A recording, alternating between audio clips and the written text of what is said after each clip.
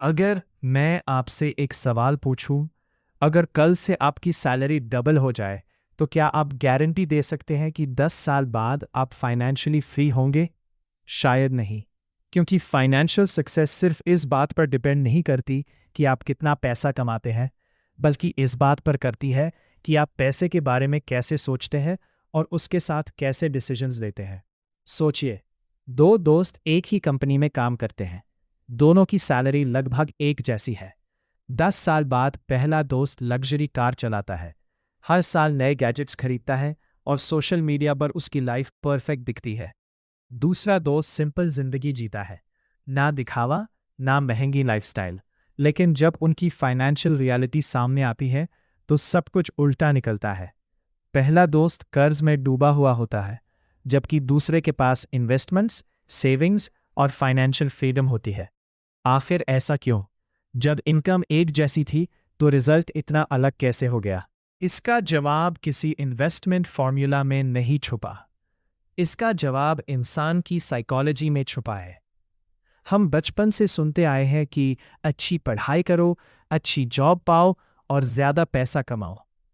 लेकिन दुनिया में ऐसे हज़ारों लोग हैं जो बहुत ज़्यादा पैसा कमाते हैं, फिर भी फाइनेंशियल प्रॉब्लम से बाहर नहीं निकल पाते।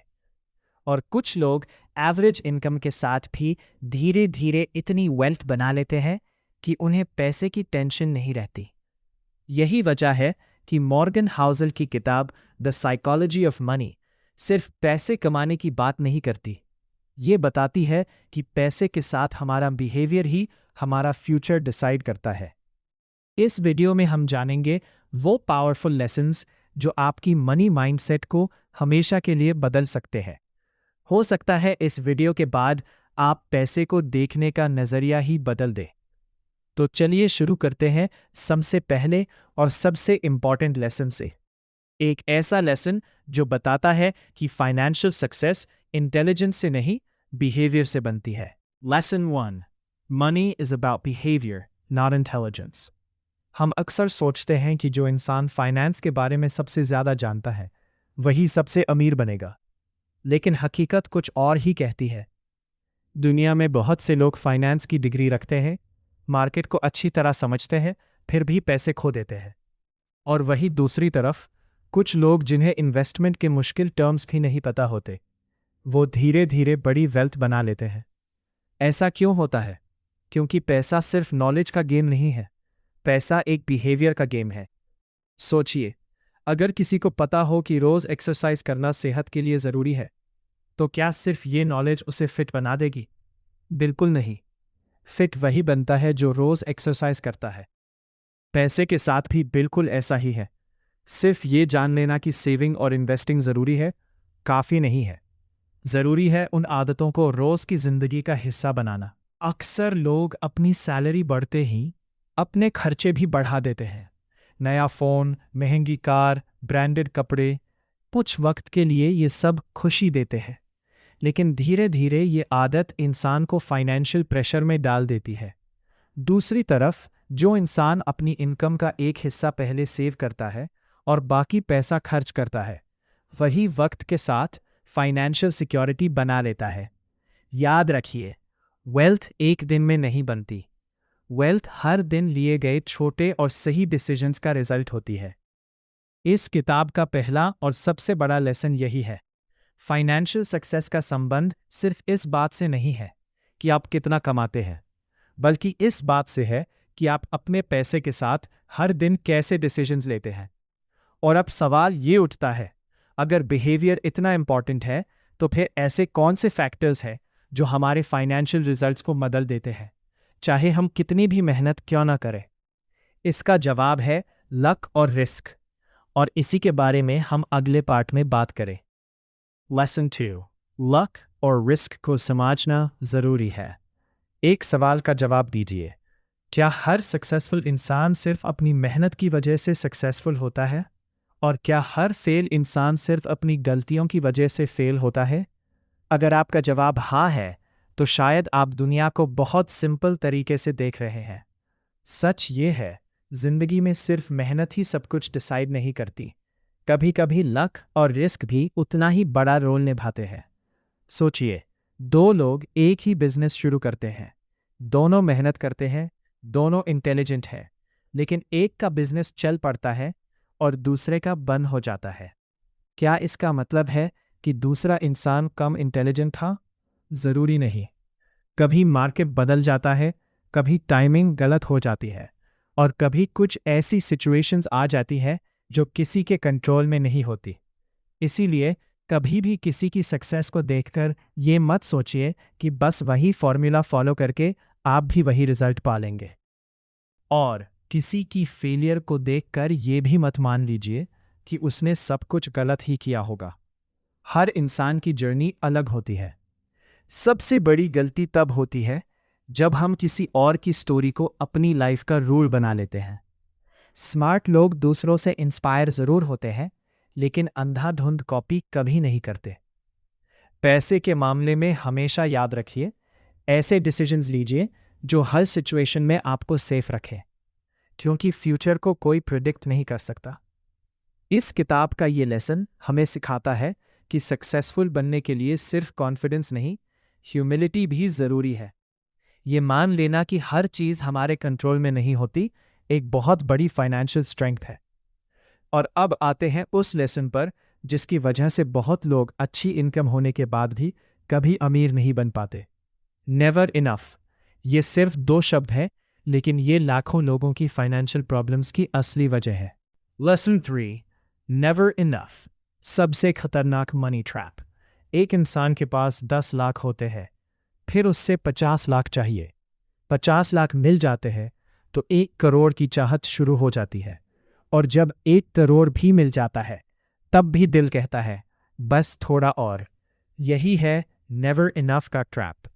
इंसान की ज़रूरतें कम होती है, लेकिन उसकी ख्वाहिशें कभी ख़त्म नहीं होती। आज सोशल मीडिया ने इस प्रॉब्लम को और भी बड़ा बना दिया है।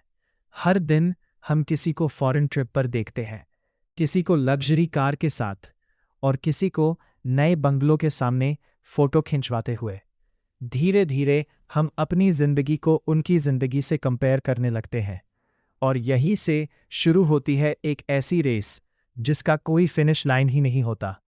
सच तो ये है, अगर आप हमेशा दूसरों को देखकर अपनी सक्सेस नापोगे तो चाहे कितना भी पैसा कमा लो, कभी खुश नहीं रह पाओगे। असली अमीर वो नहीं जिसके पास सबसे ज़्यादा पैसा है। असली अमीर वो है जिसे पता है कि उसके लिए इनफ कितना है। जब आप और की रेस से बाहर निकलते हैं, तभी आप फाइनेंशियल पीस महसूस करते हैं। याद रखिए, पैसा आपको कंफर्ट दे सकता है, लेकिन संतुष्टि सिर्फ आपकी सोच दे सकती है। इसलिए अपनी इनकम बढ़ाने से पहले अपनी एक्सपेक्टेशंस को समझना सीखिए, क्योंकि जो इंसान इनफ का मतलब समझ लेता है वो कभी पैसे का गुलाम नहीं बनता। लेकिन एक सवाल अभी भी बाकी है, अगर वेल्थ दिखावा करने से नहीं बनती तो फिर असली वेल्थ बनती कैसे है? इसका जवाब छुपा है एक ऐसे प्रिंसिपल में जो धीरे काम करता है, लेकिन जब रिजल्ट देता है तो जिंदगी बदल देता है। कंपाउंडिंग। और यकीन मानिए, ये इस किताब का सबसे पावरफुल लेसन है। लेसन 4, कंपाउंडिंग, दुनिया का 8th वंडर। अगर मैं आपसे कहूं कि अमीर बनने के लिए सबसे ज़रूरी चीज़ ज़्यादा पैसा कमाना नहीं बल्कि ज़्यादा वक्त देना है, तो शायद आप हैरान हो जाएंगे। लेकिन सच यही है, इस दुनिया में एक ऐसी ताकत है जो धीरे धीरे काम करती है। शुरू में उसका असर लगभग दिखाई नहीं देता, लेकिन समय के साथ वही छोटी सी शुरुआत एक बहुत बड़ा रिजल्ट बन जाती है। इस ताकत का नाम है कंपाउंडिंग। सोचिए, अगर आप हर महीने थोड़ा सा पैसा बचाकर उसे सही जगह इन्वेस्ट करते हैं और उसे सालों तक बिना बार बार निकाले रहने देते हैं, तो सिर्फ आपका पैसा ही नहीं बढ़ता, उस पैसे से जो रिटर्न मिलता है वो भी आपके लिए काम करना शुरू कर देता है। यानी अब सिर्फ आप पैसा नहीं कमा रहे, आपका पैसा भी पैसा कमा रहा है। यही कंपाउंडिंग का असली जादू है। लेकिन ज़्यादातर लोग एक बड़ी गलती करते हैं। 1 साल इन्वेस्ट किया और जब बड़ा प्रॉफिट नहीं दिखा तो इन्वेस्टमेंट बंद कर दी। लेकिन कंपाउंडिंग उन लोगों को रिवॉर्ड करती है जो पेशेंस रखते हैं। फाइनेंशियल सक्सेस स्प्रिंट नहीं है, ये एक मैराथन है, और मैराथन वही जीतता है जो बीच रास्ते में रुकता नहीं। याद रखिए, छोटे डिसीजंस जब सालों तक रिपीट होते हैं तब एक्स्ट्रॉर्डिनरी रिजल्ट्स देते हैं। हर महीने थोड़ी सेविंग, हर महीने डिसिप्लिन्ड इन्वेस्टिंग और हर साल पेशेंस, ये 3 हैबिट्स मिलकर वो वेल्थ क्रिएट करती हैं जो एक ही बार में बड़ा रिस्क लेकर कभी नहीं बन सकती। मॉर्गन हाउसल कहते हैं, बहुत बार सक्सेस का रीज़न इंटेलिजेंस नहीं होता, सिर्फ इतना होता है कि किसी ने सही काम को बहुत लंबे समय तक लगातार किया। अब सवाल ये है, अगर कंपाउंडिंग इतनी पावरफुल है तो फिर लोग अमीर दिखने के लिए इतनी मेहनत क्यों करते हैं? क्योंकि वो एक बहुत बड़ा फर्क नहीं समझते। रिच दिखना और वेल्थी होना दोनों अलग चीजें हैं, और यही इस किताब का अगला सबसे पावर। लेसन 5, रिच दिखना और वेल्थी होना दोनों अलग चीजें हैं। अगर मैं आपसे पूछूं, एक अमीर इंसान की पहचान क्या है? शायद आपके दिमाग में सबसे पहले एक लग्जरी कार, बड़ा बंगलो, ब्रांडेड कपड़े या महंगी घड़ी की तस्वीर आएगी। लेकिन सच ये है, ये सब सिर्फ रिच दिखने की निशानी हो सकती है। असली वेल्थ अक्सर दिखाई ही नहीं देती। जो पैसा आप खर्च कर देते हैं वो अब आपका नहीं रहता, लेकिन जो पैसा आप सेव करते हैं, इन्वेस्ट करते हैं और फ्यूचर के लिए संभाल कर रखते हैं, वही आपकी असली वेल्थ होती है। आज बहुत से लोग सिर्फ इसलिए ज़्यादा खर्च करते हैं ताकि दूसरे लोग उन्हें सक्सेसफुल समझें। लेकिन एक कड़वा सच है, जो लोग आपकी कार देखकर इम्प्रेस होते हैं वो अपनी लाइफ में इतने बिजी होते हैं कि कुछ ही दिन बाद उन्हें याद भी नहीं रहता कि आपके पास कौन सी कार थी। हम अक्सर दूसरों को इम्प्रेस करने के लिए अपनी फाइनेंशियल पीस सैक्रिफाइस कर देते हैं। सोचिए, एक इंसान हर साल अपनी इनकम का बड़ा हिस्सा लग्जरी चीज़ों पर खर्च कर देता है। दूसरा इंसान उतनी ही इनकम में सिंपल लाइफ जीता है और हर महीने इन्वेस्ट करता है। 5 या 10 साल बाद पहले इंसान के पास दिखावा होगा, लेकिन दूसरे इंसान के पास चॉइसेस होंगी, और जिंदगी में सबसे बड़ी लग्जरी चॉइसेस ही होती है। जब आप बिना स्ट्रेस के ना कह सकते हैं, जब आप सिर्फ सैलरी के लिए पसंद ना आने वाली जॉब करने पर मजबूर नहीं होते, जब इमरजेंसी आने पर आपको किसी से उधार नहीं मांगना पड़ता, तब समझिए आप सच में वेल्दी बन रहे हैं। याद रखिए, रिच लोग पैसा दिखाते हैं, वेल्दी लोग पैसा चुपचाप बनाते हैं। और इसीलिए कभी भी अपनी फाइनेंशियल सक्सेस को दूसरों के दिखावे से कंपेयर मत कीजिए। अब अगला सवाल ये है, अगर वेल्थ दिखावा करने से नहीं बनती तो उसकी सबसे मजबूत फाउंडेशन क्या है? जवाब है सेविंग। और अगला लेसन आपको बताएगा क्यों सेविंग सिर्फ पैसा बचाना नहीं बल्कि फ्रीडम खरीदना है। Lesson 6, saving money is more powerful than you think. अगर मैं आपसे पूछूं, अमीर बनने का सबसे पहला स्टेप क्या है? ज़्यादा सैलरी, बड़ा बिजनेस या स्टॉक मार्केट? शायद आप इनमें से कोई जवाब देंगे, लेकिन मॉर्गन हाउसल कहते हैं, वेल्थ की शुरुआत इनकम से नहीं, सेविंग की हैबिट से होती है।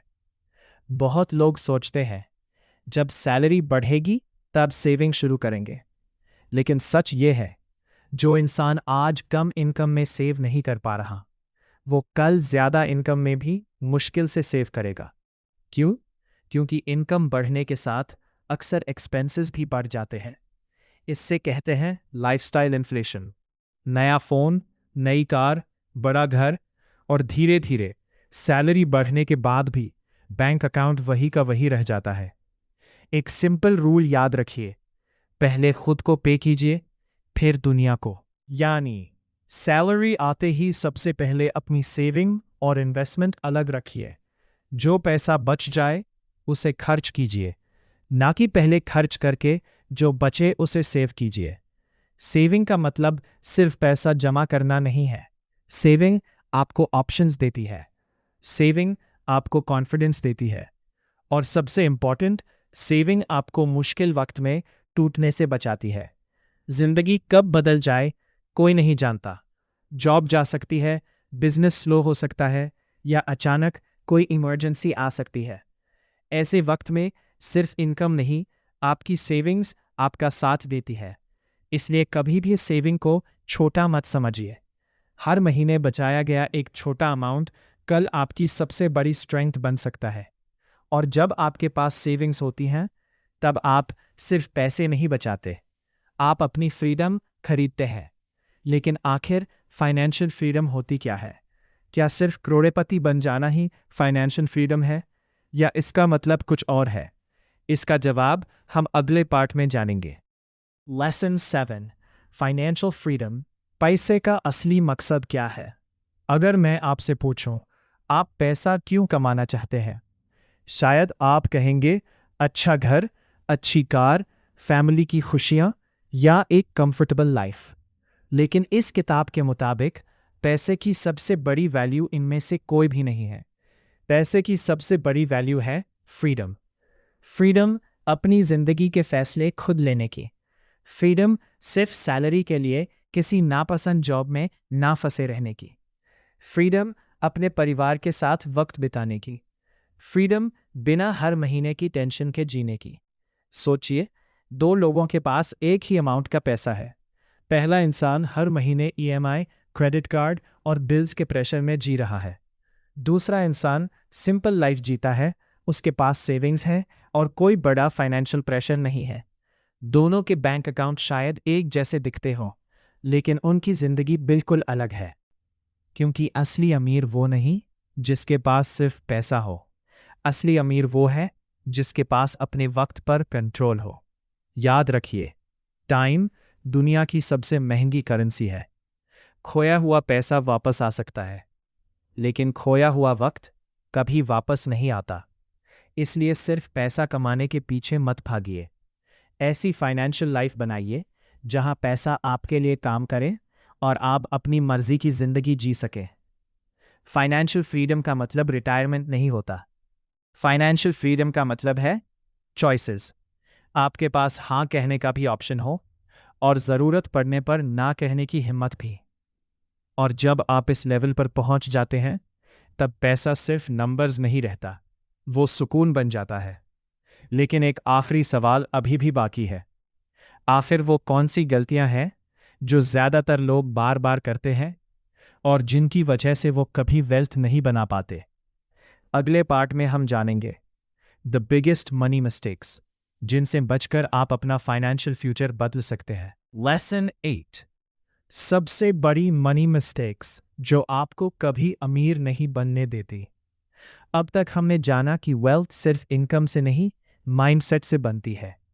लेकिन एक और सच है, लोग अमीर इसलिए नहीं बनते क्योंकि उनसे कुछ बड़ी गलतियां बार बार होती रहती है। और इन गलतियों का एहसास तब होता है जब बहुत देर हो चुकी होती है। पहली गलती 1, लाइफस्टाइल के लिए जीना। जैसे ही सैलरी बढ़ती है, खर्चे भी बढ़ जाते हैं। नया फ़ोन, नई बाइक, लग्जरी वेकेशंस, और धीरे धीरे इनकम बढ़ने के बाद भी फाइनेंशियल स्ट्रेस वही का वही रहता है। याद रखिए, हर बढ़ी हुई इनकम का मतलब बढ़ा हुआ खर्चा नहीं होता। 2, जल्दी अमीर बनने की सोच। आज हर कोई ओवरनाइट सक्सेस चाहता है। लोग एक ही इन्वेस्टमेंट से डबल पैसा कमाना चाहते हैं। लेकिन रियलिटी ये है, जल्दी पैसा कमाने की कोशिश अक्सर जल्दी पैसा गवा देती है। वेल्थ शॉर्टकट से नहीं, डिसिप्लिन से बनती है। 3, इमरजेंसी फंड ना बनाना। जिंदगी कभी वार्निंग देकर प्रॉब्लम्स नहीं भेजती। जॉब चली जाए, मेडिकल इमरजेंसी आ जाए या बिजनेस में लॉस हो जाए, ऐसे वक्त में इन्वेस्टमेंट से पहले आपकी सेविंग्स आपको संभालती हैं। इसलिए फाइनेंशियल प्लानिंग की शुरुआत इमरजेंसी फंड से होनी चाहिए। 4, दूसरों से कंपैरिजन। सबसे महंगा ट्रैप है कंपैरिजन। अगर आप अपनी सक्सेस को किसी और की लाइफस्टाइल से कंपेयर करोगे, साफ तो कभी खुश नहीं रह पाओगे। हर इंसान की इनकम अलग है, हर इंसान की रिस्पॉन्सिबिलिटी अलग है, और हर इंसान की जर्नी भी अलग है। 5, पेशेंस की कमी। आज लोग एक साल में वो रिजल्ट चाहते हैं जो बनने में 10 साल लगते हैं। लेकिन पैसा भी एक पेड़ की तरह है, बीज आज बोया जाता है, फल सालों बाद मिलता है। जो लोग बीच रास्ते में हार मान लेते हैं, वो कभी कंपाउंडिंग का असली मैजिक देख ही नहीं पाते। अगर आप इन 5 गलतियों से बच गए तो आप सिर्फ ज़्यादा पैसा ही नहीं कमाएंगे, बल्कि एक ऐसी ज़िंदगी बनाएंगे जहां पैसा आपको कंट्रोल नहीं करेगा, बल्कि आप पैसे को कंट्रोल करेंगे। और अब वक्त है इस पूरी जर्नी के सबसे पावरफुल कंक्लूजन का। अगले और आखिरी पार्ट में हम उन सभी लेसन्स को एक साथ जोड़ेंगे और समझेंगे कि द साइकोलॉजी ऑफ मनी का सबसे बड़ा मैसेज आखिर है क्या, the biggest lesson of this book. अगर आपने इस वीडियो को शुरू से यहाँ तक देखा है तो शायद अब आप समझ गए होंगे कि पैसा सिर्फ नोट्स या नंबर्स का नाम नहीं है। पैसा एक माइंडसेट है, और इसी वजह से दो लोग एक जैसी सैलरी कमाकर भी बिल्कुल अलग जिंदगी जीते हैं। एक अपनी पूरी जिंदगी सिर्फ ज्यादा पैसा कमाने की रेस में निकल देता है, और दूसरा कम पैसा होते हुए भी फाइनेंशियल फ्रीडम हासिल कर लेता है। फर्क सिर्फ इनकम का नहीं होता, फर्क होता है उनके डिसीजंस का। इस किताब का सबसे बड़ा मैसेज बहुत सिंपल है। वेल्थ बनाने के लिए जीनियस बनना जरूरी नहीं, लेकिन डिसिप्लिन्ड बनना बहुत ज़रूरी है। आज से अपनी इनकम से ज़्यादा अपनी हैबिट्स पर ध्यान दीजिए। हर महीने थोड़ी सेविंग कीजिए, लॉन्ग टर्म सोचिए, दूसरों से कंपैरिजन बंद कीजिए, और अपने पैसे को अपने लिए काम करना सिखाइए। याद रखिए, लोग अक्सर सोचते हैं कि पैसा उन्हें खुश करेगा, लेकिन सच ये है, सुकून तब मिलता है जब पैसे की वजह से आपको डर ना लगे, जब इमरजेंसी आए और आप घबराए नहीं, जब आप किसी गलत जॉब में सिर्फ सैलरी के लिए ना फंसे रहे, जब आप अपने परिवार के साथ वक्त बिता सकें, और जब आप अपनी ज़िंदगी के फैसले खुद ले सकें। यही है असली वेल्थ। और शायद इसीलिए मॉर्गन हाउसल कहते हैं, पैसा आपको सिर्फ चीज़ें नहीं खरीद कर देता, पैसा आपको चॉइसेस देता है। अगर आज की वीडियो से आपको एक भी नया लेसन मिला हो तो इसे सिर्फ देखकर मत छोड़िए। आज ही अपनी फाइनेंशियल लाइफ में एक छोटा सा बदलाव कीजिए, क्योंकि याद रखिए, बड़े रिजल्ट्स हमेशा छोटी और कंसिस्टेंट हैबिट से शुरू होते हैं। ऐसी और वीडियो के लिए चैनल को सब्सक्राइब करो।